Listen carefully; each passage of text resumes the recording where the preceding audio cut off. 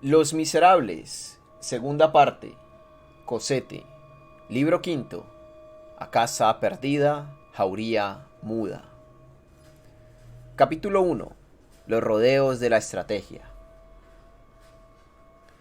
Jean Valjean se perdió por las calles, trazando las líneas más quebradas que pudo y volviendo atrás muchas veces para asegurarse de que nadie lo seguía. Era una noche de luna llena. Cosette caminaba sin preguntar nada. Jean Valjean no sabía más que Cosette a dónde iba y ponía su confianza en Dios, así como Cosette la ponía en él. No llevaba ninguna idea pensada, ningún plan, ningún proyecto. No estaba tampoco seguro de que fuera Javert el que le perseguía, y aún podía ser Javert sin que supiera que él era Jean Valjean.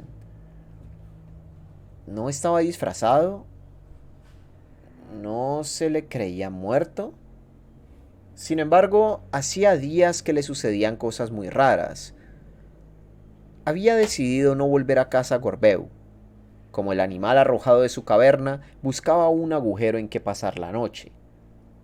Daban las 11 cuando pasó por delante de la comisaría de policía. El instinto lo hizo mirar hacia atrás instantes después y vio claramente, gracias a la luz del farol, a 3 hombres que lo seguían bastante de cerca. «Ven, hija», dijo a Cosette y se alejó precipitadamente. Dio varias vueltas y luego se escondió en el hueco de una puerta. No habían pasado 3 minutos cuando aparecieron los hombres. Ya eran 4. Parecían no saber hacia dónde dirigirse. El que los comandaba señaló hacia donde estaba Jean Valjean y en ese momento la luna le iluminó el rostro. Jean Valjean reconoció a Javert.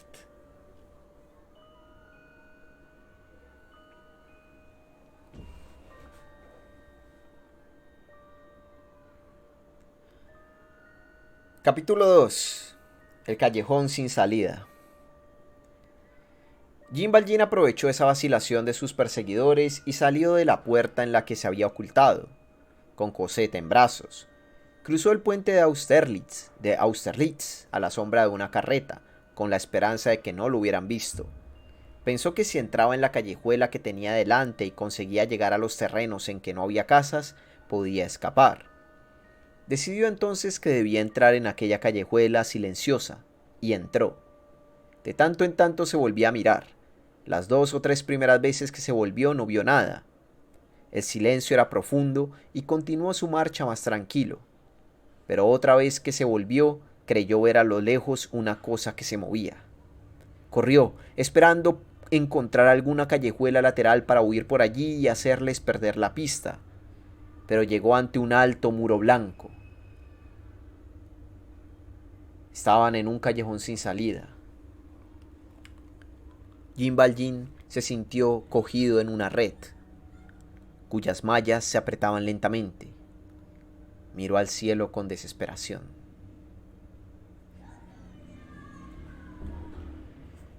Capítulo 3. Tentativas de evasión. Frente a él se alzaba una muralla. Un tilo extendía un su ramaje por encima y la pared estaba cubierta de hiedra. En el inminente peligro en que se encontraba, aquel edificio sombrío tenía algo de deshabitado y de solitario que lo atraía. Lo recorrió ávidamente con los ojos. Se decía que si regaba a entrar ahí, quizás se salvaría. Concibió, pues, una idea y una esperanza. En ese momento escuchó a alguna distancia de ellos un ruido sordo y acompasado. Jean Valjean se aventuró a echar una mirada por la esquina. Un pelotón de 7 a 8 soldados acababa de desembocar en la calle y se dirigía hacia él. Estos soldados, a cuyo frente se distinguía la alta estatura de Javert, avanzaban lentamente y con precaución. Se detenían con frecuencia. Era evidente que exploraban todos los rincones de los muros y todos los huecos de las puertas. Sin duda Javert había encontrado una patrulla y le había pedido auxilio. Al paso que llevaban y con las paradas que hacían, tardarían alrededor de un cuarto de hora para llegar al sitio en que estaba Jean Valjean. Fue un momento horrible. Solo algunos minutos los separaban de aquel espantoso precipicio que se abría ante él por tercera vez. El presidio ahora no era ya el presidio solamente, era perder a Cosette para siempre. Solo había una salida posible. Jean Valjean tenía los pensamientos de un santo y la temible astucia de un presidiario. Midió con la vista la muralla. Tenía unos 18 pies de altura. La tapia estaba coronada de una piedra lisa sin tejadillo. La dificultad era Cosette, que no sabía escalar. Jean Valjean no pensó siquiera en abandonarla, pero subir con ella era imposible. Necesitaba una cuerda, no la tenía. Ciertamente, si en aquel momento Jean Valjean hubiera tenido un reino, lo hubiera dado por una cuerda. Todas las situaciones críticas tienen un relámpago que nos ciega o nos ilumina. Su mirada desesperada encontró el brazo del farol del callejón. En esa época se encendían los faroles haciendo bajar los reverberos por medio de una cuerda que luego al subirlos quedaba encerrada en un cajoncito de metal. Con la energía de la desesperación atravesó la calle de un brinco, hizo saltar la cerradura del cajoncito con la punta de su cuchillo y volvió enseguida a donde estaba Cosette. Ya tenía la cuerda. «Padre», dijo en voz muy baja Cosette, «tengo miedo. ¿Quién viene?» «Chst», respondió Jean Valjean, «es la Thénardier».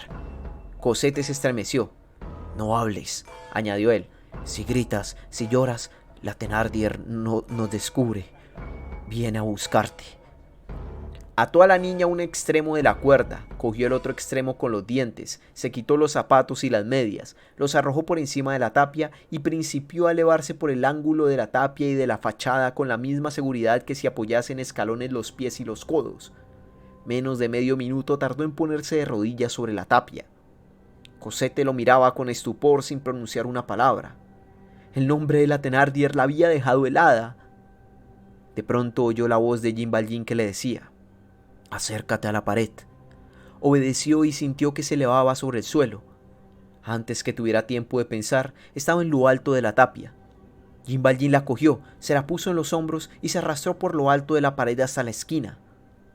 Como había sospechado, había allí un cobertizo cuyo tejado bajaba hasta cerca del suelo por un plano suavemente inclinado casi tocando al tilo. Feliz circunstancia, porque la tapia por aquel lado era mucho más alta que en el resto del muro. Jean Valjean veía el suelo a una gran distancia. Acababa de llegar al plano inclinado del tejado y aún no había abandonado lo alto del muro cuando un ruido violento anunció la llegada de la patrulla. Se oyó la voz tonante de Javert: «Registrad el callejón. Seguro que está aquí». Jean Valjean se deslizó a lo largo del tejado sosteniendo a Cosette. Llegó al tilo y saltó a tierra. Capítulo 4. Principio de un enigma.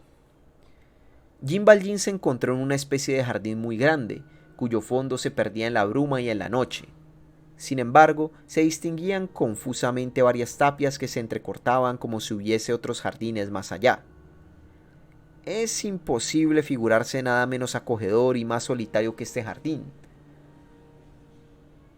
No había en él nadie, lo que era propio de la hora, pero no parecía que estuviera hecho para que alguien anduviera por él, ni aun a mediodía. Lo primero que hizo Jean Valjean fue buscar sus zapatos y calzarse, y después entrar en el cobertizo con Cosette. El que huye no se cree nunca bastante oculto. La niña continuaba pensando en la Thénardier y participaba de este deseo de ocultarse lo mejor posible. Se oía el ruido tumultuoso de la patrulla que registraba el callejón y la calle, los golpes de las culatas contra las piedras, las voces de Javert que llamaba a los espías que había postado en las otras callejuelas y sus imprecaciones mezcladas con palabras que no se distinguían. Al cabo de un cuarto de hora pareció que esta especie de ruido tumultuoso principiaba a alejarse. Jean Valjean no respiraba. De pronto se dejó oír un nuevo ruido. Un ruido celestial, divino, inefable, tan dulce como horrible era el otro. Era un himno que salía de las tinieblas, un rayo de oración y de armonía en lo oscuro y terrible silencio de la noche. Eran voces de mujeres. Este cántico salía de un sombrío edificio que dominaba el jardín. En el momento en que se alejaba del ruido de los demonios, parecía que se aproximaba un coro de ángeles. Cosette y Jean Valjean cayeron de rodillas. No sabían lo que era, no sabían dónde estaban, pero ambos sabían, el hombre y la niña, el penitente y la inocente, que debían estar arrodillados. Mientras cantaban, Jean Valjean no pensaba en nada. No veía la noche, veía un cielo azul. Le parecía que sentía abrirse las alas que tenemos todos dentro de nosotros. El canto se apagó. Había durado tal vez mucho tiempo. Jean Valjean no hubiera podido decirlo. Las horas de éxtasis son siempre un minuto. Todo había vuelto al silencio.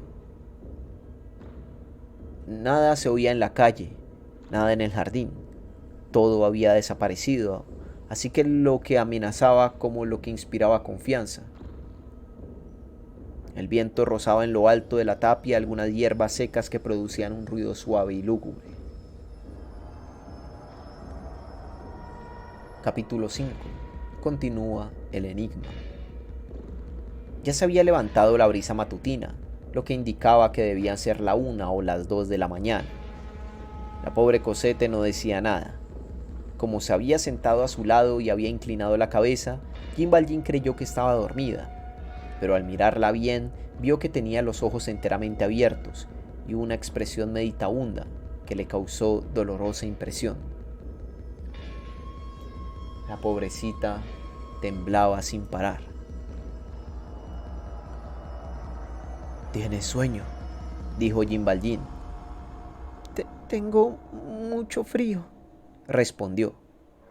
Un momento después añadió: «¿Está ahí todavía?». «¿Quién?». «La señora Thénardier».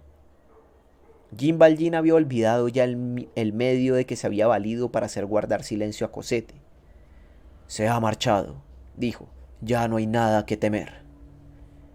La niña respiró como si le quitaran un peso del pecho. La tierra estaba húmeda, el cobertizo abierto por todas partes. La brisa se hacía más fresca cada momento. Jean Valjean se quitó el abrigo y arropó a Cosette. «¿Tienes así menos frío?», dijo. «Oh, sí, padre». «Está bien. Espérame aquí un instante». Salió del cobertizo y empezó a recorrer por fuera el gran edificio buscando un refugio mejor. Encontró varias puertas, pero estaban cerradas. En todas las ventanas había barrotes. De una de ellas salía una cierta claridad. Se empinó sobre la punta de los pies y miró. Daba a una gran sala con piso de baldosas. Solo se distinguía una débil luz y muchas sombras. La luz provenía de una lámpara encendida en un rincón. La sala estaba desierta, pero a fuerza de mirar creyó ver en el suelo una cosa que parecía cubierta con una mortaja y semejante a una forma humana. Estaba tendida boca abajo, el rostro contra el suelo, los brazos en cruz, en la inmovilidad de la muerte. Jean Valjean dijo después varias veces que, aunque había presenciado en su vida muchos espectáculos macabros, nunca había visto algo que le helara la sangre como aquella figura enigmática. Era horrible suponer que aquello estaba muerto, pero más horrible aún era pensar que estaba vivo. De repente se sintió sobrecogido de terror y echó a correr hacia el cobertizo sin atreverse a mirar atrás. Se le doblaban las rodillas, el sudor le corría por todo el cuerpo. ¿Dónde estaba? ¿Quién podía imaginar algo semejante a este sepulcro en medio de París? ¿Qué casa tan extraña era aquella? Se acercó a Cosette. La niña dormía con la cabeza apoyada en una piedra. Jean Valjean se sentó a su lado y se puso a contemplarla. Poco a poco, a medida que la miraba, se iba calmando y recuperaba su presencia de ánimo. Sabía que en su vida, mientras ella viviera, mientras ella estuviera con él, no experimentaría ninguna necesidad ni ningún temor más que por ella. pero a través de su meditación oía hacía rato un extraño ruido que venía del jardín, como de una campanilla o un cencerro. Miró y vio que había alguien en el jardín. Un hombre andaba por el melonar, se levantaba, se inclinaba, se detenía con regularidad como si arrastrara o extendiera alguna cosa por el suelo. Jean Valjean tembló. Hacía un momento temblaba porque el jardín estaba desierto. Ahora temblaba porque había alguien.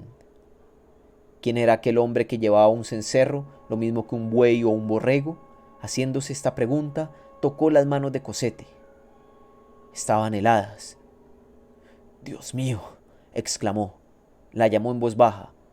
«Cosette». No abrió los ojos. La sacudió con fuerza. No despertó. «Estará muerta», dijo y se puso de pie, temblando de la cabeza a los pies. Pensó mil cosas terribles. Recordó que el sueño puede ser mortal a la intemperie y en una noche tan fría. Cosette seguía tendida en el suelo, sin moverse. ¿Cómo devolverle el calor? ¿Cómo despertarla? Todo lo demás se borró de su pensamiento. Se lanzó enloquecido fuera del cobertizo. Era preciso que Cosette estuviera lo más pronto posible junto a un fuego y en un lecho. Corrió hacia el hombre que estaba en el jardín, después de haber sacado del bolsillo del chaleco el paquete de dinero que llevaba. El hombre tenía la cabeza inclinada y no lo vio acercarse. Jean Valjean se puso a su lado y le dijo: «¡100 francos!». El hombre dio un salto y levantó la vista. «100 francos si me dais asilo por esta noche». La luna iluminaba su semblante desesperado. «Pero si es el señor Magdalena», exclamó el hombre. Este nombre pronunciado a aquella hora oscura, en aquel sitio solitario, por aquel hombre desconocido, hizo retroceder a Jean Valjean.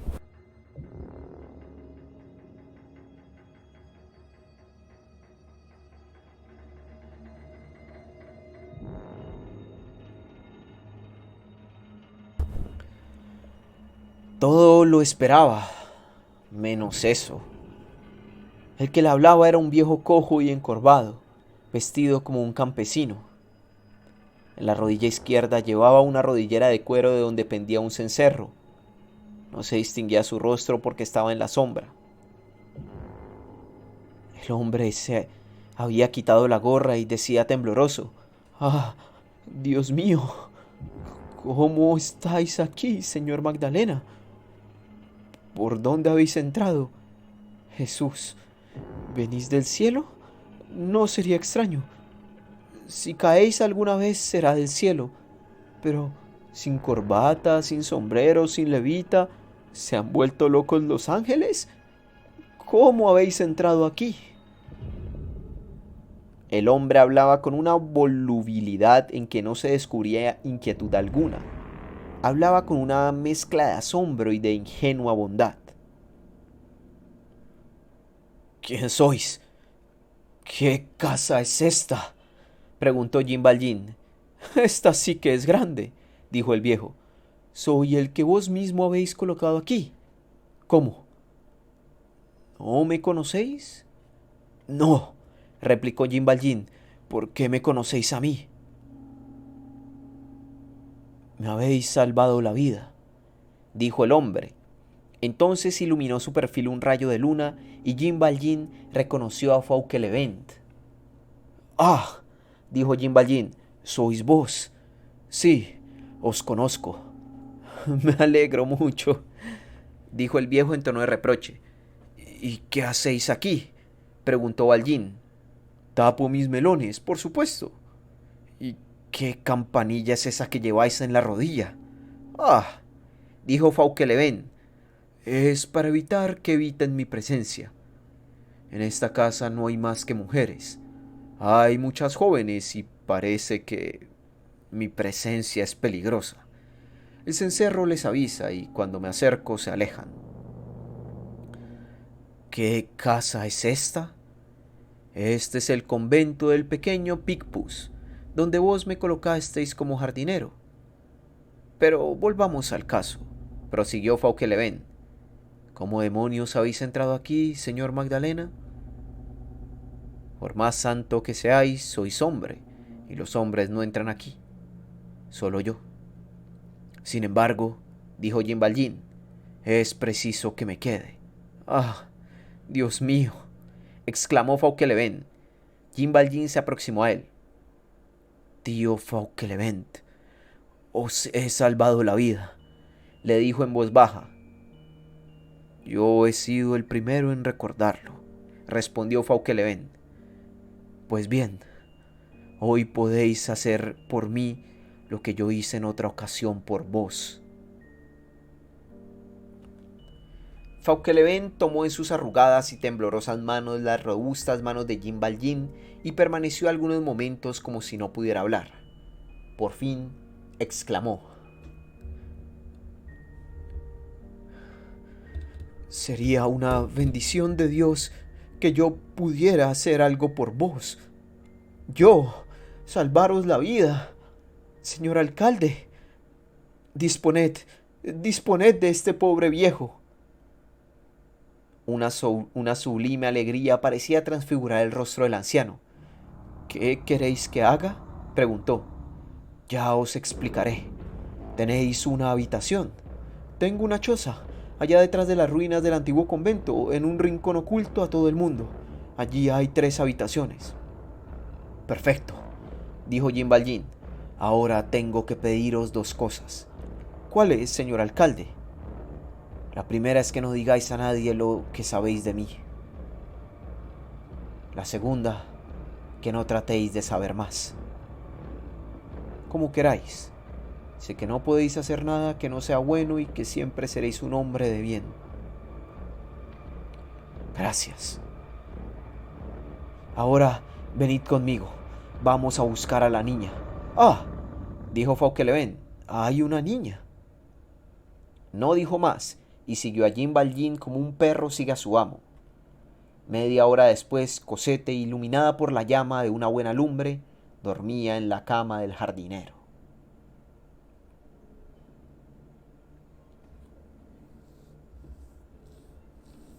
Capítulo 6. Se explica cómo Javert hizo una batida en vano.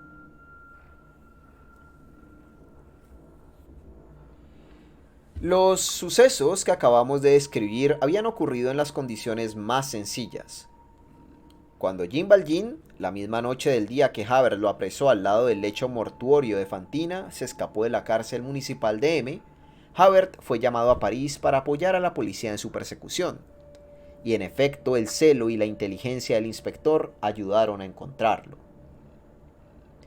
Ya no se acordaba de él cuando en el mes de diciembre de 1823 leyó un periódico, cosa que no acostumbraba. Llamó su atención un nombre. El periódico anunciaba que el presidiario Jean Valjean había muerto, y publicaba la noticia con tal formalidad que Javert no dudó en un momento en creerla. Después dejó el periódico y no volvió a pensar más en el asunto. Algún tiempo después, llegó a la prefectura de París una nota sobre el secuestro de una niña en el pueblo de Montfermil, verificado, según se decía, en circunstancias particulares. Decía esta nota que una niña de 7 a 8 años, que había sido entregada por su madre a un posadero, había sido robada por un desconocido. La niña respondía al nombre de Cosette, y era hija de una tal Fantina, que había muerto en el hospital. Esta nota pasó por manos de Javert y lo hizo reflexionar. El nombre de Fantina le era muy conocido, y recordaba que Jean Valjean le había pedido aquella vez un plazo de 3 días para ir a buscar a la hija de la enferma. Esta niña acababa de ser raptada por un desconocido. ¿Quién podía ser ese desconocido? ¿Sería Jean Valjean? Jean Valjean había muerto. Javert, sin decir una palabra a nadie, hizo un viaje a Montfermil. Allí Thénardier, con su admirable instinto, había comprendido enseguida que no era conveniente atraer sobre sí y sobre muchos negocios algo turbios que tenía la penetrante mirada de la justicia, y dijo que su abuelo había ido a buscarla. Nada había más natural en el mundo. Ante la figura del abuelo se desvaneció Jean Valjean. Es indudable que ha muerto, se dijo Javert. Soy un necio. Empezaba ya a olvidar esta historia cuando en marzo de 1824 oyó hablar de un extraño personaje que vivía cerca de la parroquia de San Medardo y que era conocido como el mendigo que daba limosna. Era, según se decía, un rentista cuyo nombre no sabía nadie, que vivía solo con una niña de 8 años que había venido de Montfermil. Montfermil. Esta palabra, sonando de nuevo en los oídos de Javert, le llamó la atención. Otros mendigos dieron algunos nuevos pormenores. El rentista era un hombre muy huraño, no salía más que de noche, no hablaba a nadie más que a los pobres. Llevaba un abrigo feo, viejo y amarillento que valía muchos millones, porque estaba forrado de billetes de banco. Todo esto excitó la curiosidad de Javert, y con objeto de ver de cerca y sin asustarlo a este hombre extraordinario, se puso un día el traje del sacristán y ocupó su lugar. El sospechoso se acercó a Javert, disfrazado, y le dio limosna.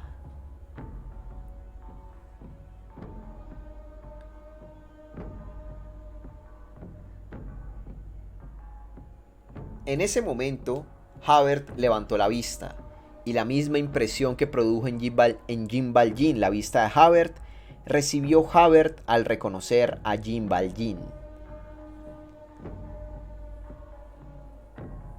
Sin embargo, la oscuridad había podido engañarle. Su muerte era oficial. Le quedaban pues a Javert graves dudas, y en la duda Javert, hombre escrupuloso, no prendía a nadie. Siguió a su hombre hasta la casa Gorbeau e hizo hablar a la portera, lo que no era difícil. Alquiló un cuarto y aquella misma noche se instaló en él. Fue a escuchar a la puerta del misterioso huésped, esperando oír el sonido de su voz. Pero Jean Valjean vio su luz por la cerradura y chasqueó al espía, guardando silencio.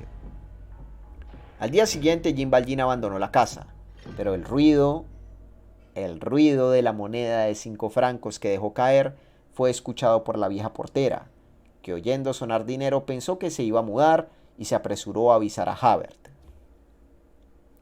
Por la noche, cuando salió Jean Valjean, lo esperaba Javert detrás de los árboles con 2 de sus hombres. Javert siguió a Jean Valjean de árbol en árbol, de esquina en esquina, y no lo perdió de vista un solo instante, ni aun en los momentos en que el fugitivo se creía en mayor seguridad. Pero, ¿por qué no lo detenía? Porque dudaba aún.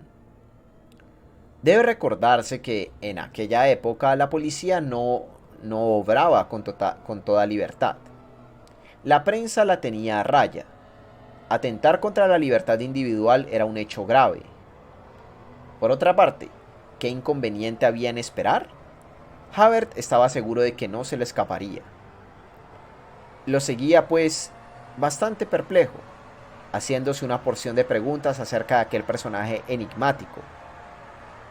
Solamente al llegar a la calle Pontoise y a favor de la viva luz que salía de una taberna, fue cuando reconoció, sin ninguna duda, a Jean Valjean.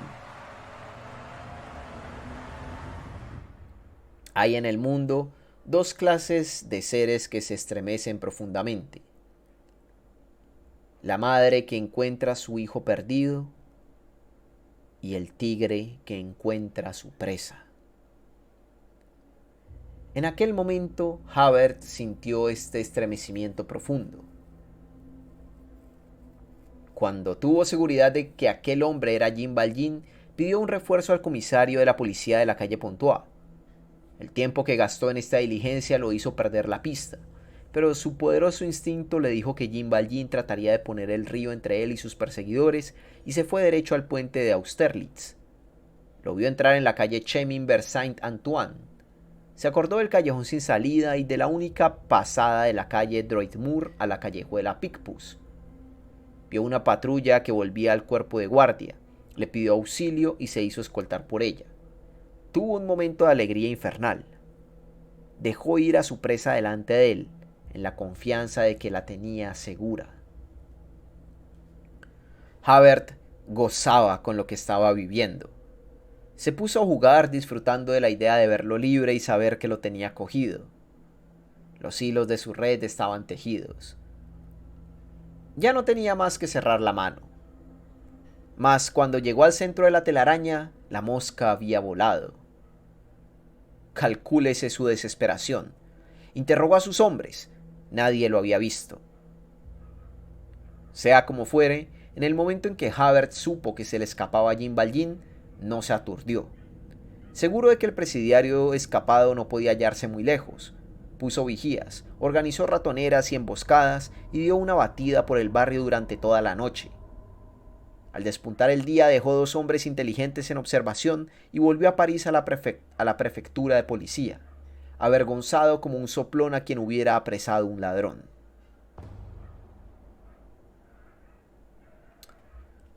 Fin del libro quinto.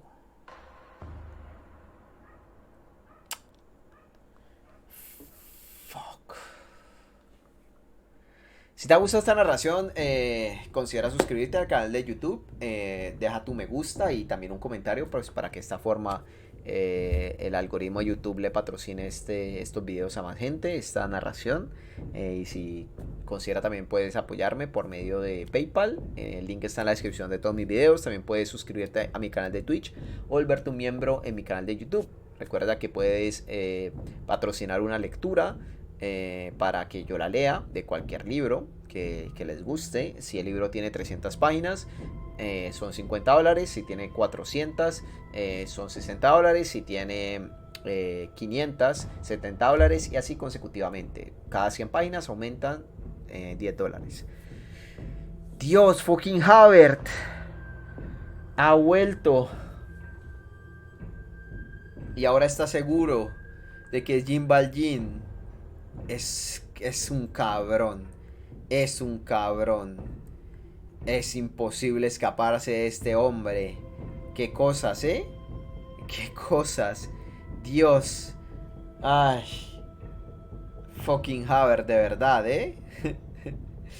Ay, qué jodido. Qué jodido el perro. Ay.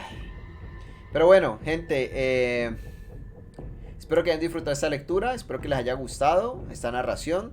Y se está poniendo bueno. Qué bueno que Jean Valjean encontró un refugio, porque si no hubiera quedado jodidísimo. O sea, estaba jodidísimo. Ay, pero bueno, un día más que está libre. Así que nada, espero que les haya gustado esta narración y nos vemos en la próxima, gente de YouTube. Bye, bye, bye.